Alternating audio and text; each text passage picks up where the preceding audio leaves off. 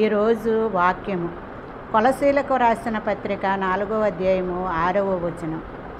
ప్రతి మనుష్యునికి ఎలాగూ ప్రత్యుత్తరం ఇయ్యవలెనో అది మీరు తెలుసుకొనుటకై మీ సంభాషణ ఎల్లప్పుడూ రుచికలదిగాను కృపాసహితముగాను ఉండనీయుడి.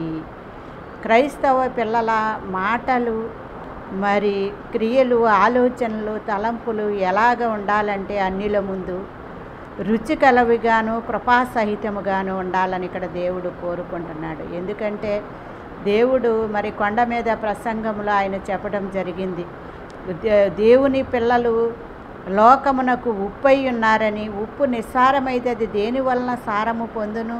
బయట పారవేయబడి మనుషుల చేత త్రొక్కబడుటకే కానీ మరి దేనికిని పనికిరాదని యేసు ప్రభు వారు చెప్పారు. కాబట్టి క్రైస్తవ పిల్లల సంభాషణ అన్నిల ముందు మరి రుచికల మాటలుగా ఉండాలని ఇక్కడ దేవుడు కోరుకుంటున్నాడు.